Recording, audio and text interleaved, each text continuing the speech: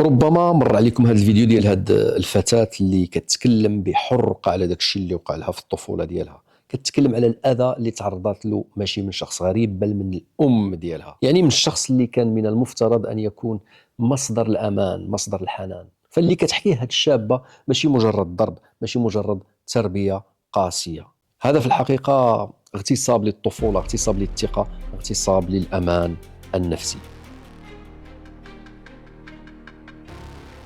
لكن السؤال الحقيقي ماشي ندخل في حيثيات ماذا وقع لتلك الفتاة. السؤال الأهم والأكبر هو كم من فتاة وكم من شاب عاشوا نفس القصة بصمت. فعندما ننظر إلى الأرقام ديال المجلس الاقتصادي والاجتماعي والبيئي في المغرب كنلقاو واحد الرقم صادم. تخيل معايا، أكثر من 48% ديال المغاربة يعانون من اضطراب نفسي، يعني تقريبا نصف المجتمع. فباش نبسطها لك، تخيل معايا مثلا انني كنخرج للشارع ونتلاقى بشخص، فهناك احتمال ان ذلك الشخص يكون عنده اضطراب نفسي ولا انا عندي اضطراب نفسي.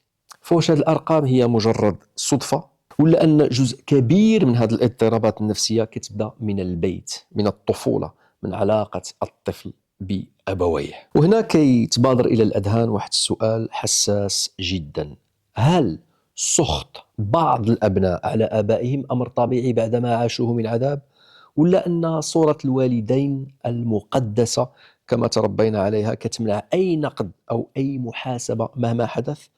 شنو كيقول الدين في هذا الشيء كامل؟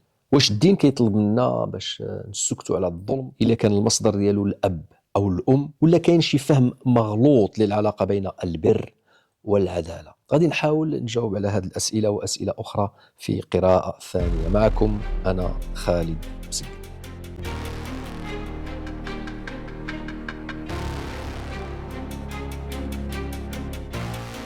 ما عاشه الجيل ديال التسعينات والثمانينات بل حتى السبعينات في المغرب ما كانش مجرد حالات فردية معزولة، بل كان نتيجة سياق اجتماعي وتاريخي كامل. الآباء اللي ربوا أبناء السبعينات والثمانينات والتسعينات ولدوا في الغالب في الأربعينات والخمسينات والستينات. فهؤلاء الآباء ما كبروش في واحد البيئة هادئة متوازنة، بل في بيئات شديدة القسوة. فكنا كنلقاو الضرب في البيت اللي كان امر عادي، الضرب في المدرسه كان وسيله تربويه رسميه، الاهانه اللفظيه كانت كتعتبر نوع من التاديب. فما كناش كنلقاو حديث عن نفسيه الطفل ولا عن المشاعر ديالو ولا الصدمات ديالو. فالطفل ما كانش يعني يرى كانه انسان له كرامه، بل كمشروع رجل يجب تشكيله بالقوه. بمعنى بسيط، الاباء ما كانوش كيعرفوا نموذج اخر للتربيه، فداك الشيء اللي عاشوه نقلوه للابناء ديالهم. كاين واحد القاعده نفسيه معروفه كتقول باللي الانسان غالبا يكرر ما يتعرض له، خصوصا اذا لم يتلقى وعيا او علاجا او بديلا. ثم كاين هناك واحد العامل اخر اللي هو الفقر، الضغط الاقتصادي. فاغلب الاباء ديال ذلك الجيل عاشوا في ظروف قاسيه. كان هناك يعني في الستينات والسبعينات بل وحتى في الثمانينات فقر شديد، بغينا نقولوا اعمال شاقه باجور ضعيفه، كانت اسر كبيره بعدد ابناء كثير. كان هناك غياب اي دعم نفسي او اجتماعي. هذا الضغط المستمر لا يمر دون اثر، كان كيولد واحد التوتر داخلي، واحد الغضب مكبوت، واحد الشعور بالعجز عند الاباء. فالاب كي كيولي للدار عيان محمل بالضغوط، وكيلقى الطفل ديالو اللي كيدير شي خطا ولا كيبرزطو كما كنقولوا. فمن هو اضعف طرف في هذه المعادله؟ الطفل بالطبع. كيتحول البيت الى مكان لتفريغ الغضب بدل ان يكون مكان للامان.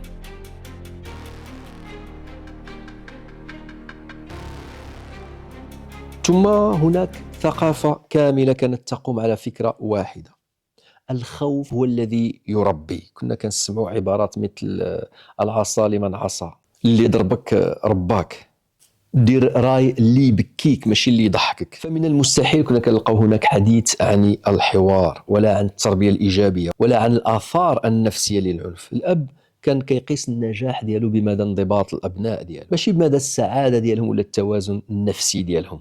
وإضافة إلى ذلك لم يكن هناك واحد الوعي نفسي، ما كانش برامج توعية، ما كانش كتب تربية منتشرة، ما كانش حديث عن الصدمات النفسية، ولا مفهوم عن الاكتئاب أو القلق عند الأطفال. فالطفل مثلا إلى حس بواحد الاكتئاب ولا بواحد الحزن، وربما إلى بكى، فالجملة التي تقال له اسكت صاحبي، الرجال ما كيبكيوش، واش انت امرأ؟ ولا البنيه كانت خايفه ولا حست بنوع من الحزن مثلا، وانت راكي مخنته بزاف، هذا التربيه العوجه.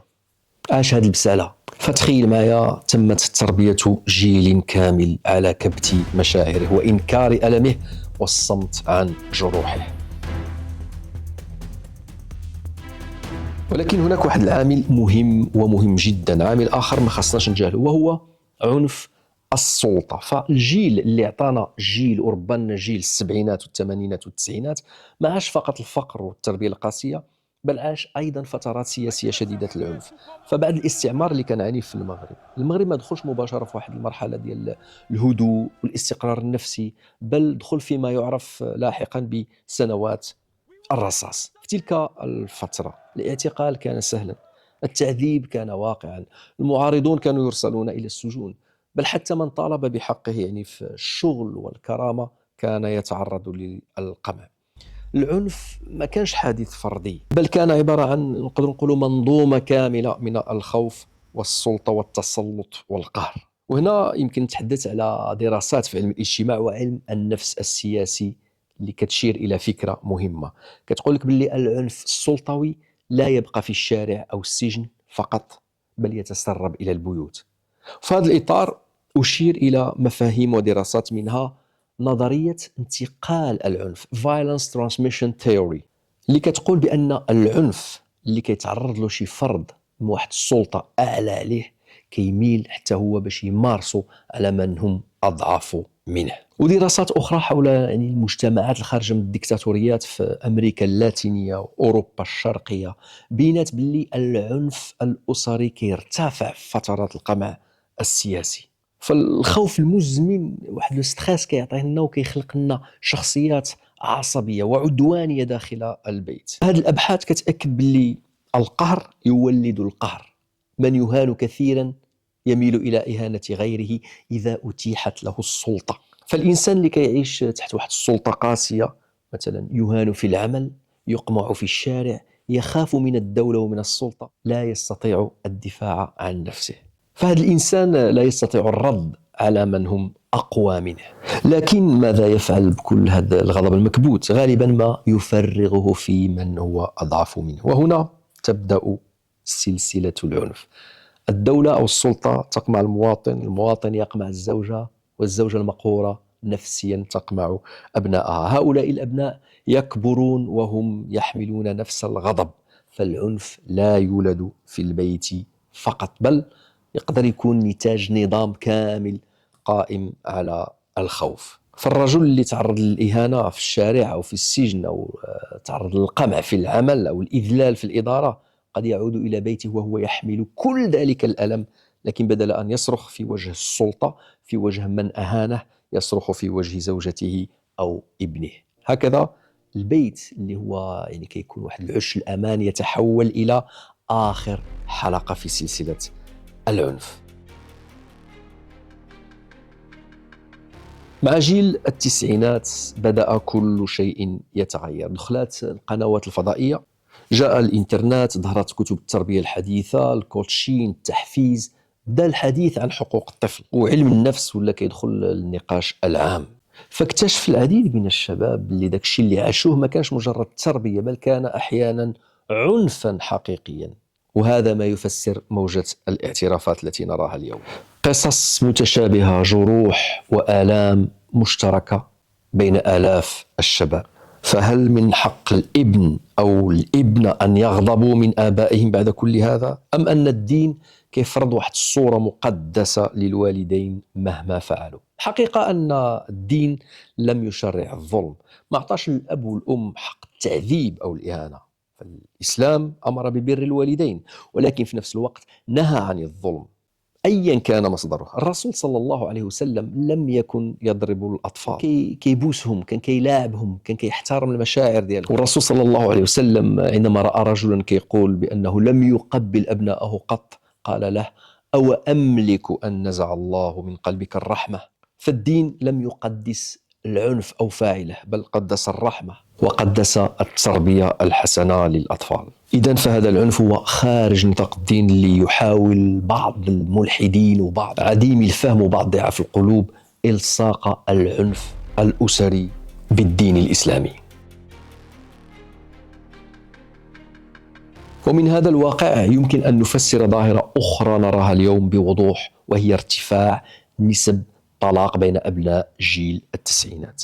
الكثير من هؤلاء لم يدخلوا الزواج وهم أشخاص متوازنون نفسيا، بل دخلوه وهم كيحملوا واحد جروح عميقة، جروح الطفولة العميقة، خوف من القرب، صعوبة في التعبير عن المشاعر، غضب مكبوت منذ سنوات، صور مشوهة عن العلاقة بين الرجل والمرأة. فهذا الطفل الذي تربى في واحد البيت مليء بالصراخ وبالضرب والعنف غالبا ما يتعلم باللي العلاقة تعني الخوف والسيطرة، لا الحوار والرحمة.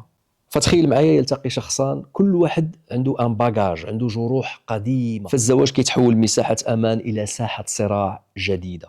وهكذا لا يكون الطلاق دائما بداية المشكلة، بل يكون أحيانا نتيجة متأخرة لطفولة مؤلمة لم يتم علاجها أو حتى الاعتراف بها. ولنختم، فما هو الحل؟ الحل ليس في كراهية الآباء، وليس في تقديسهم رغم كل شيء، بل في الفهم. فخص الشريحة العريضة من جيل السبعينات والثمانينات والتسعينات اللي تعرضوا للتعذيب النفسي والجسدي من طرف الآباء ديالهم، خاصهم يفهموا باللي كثير من هؤلاء الآباء كانوا حتى هم مساكين، ضحايا لتربية قاسية، ضحايا للفقر، ضحايا لزمن صعب، ضحايا لعنف السلطة اللي تسرب للبيوت. لكن هذا الفهم لا يعني تبرير العنف، لا يعني الصمت عنه، بل يعني شيئا واحدا: خاصهم يكسروا ديك السلسلة ويقولوا باستا، هنا غادي يوقف العنف في هذه لا جينيراسيون، في هذا الجيل، ما غاديش نصدروه للاطفال ديالنا. يتحول الى وعي، والجرح الى درس، والقساوه اللي عاشوها الى رحمه يعطيوها الفلذات الاكباد ديالهم. فخاصهم مثلا يتوقفوا عن طرح واجترار ذاك السؤال: واش الاباء ديالنا كانوا مخطئين؟ بل السؤال المهم: ماذا سنفعل نحن بكل ما عشناه؟ واش غادي نكرروا نفس الدائره، نفس السيناريو، أم نكون نحن الجيل الذي أوقفها؟ كانت هذه قراءة ثانية، والسلام عليكم ورحمة الله تعالى وبركاته.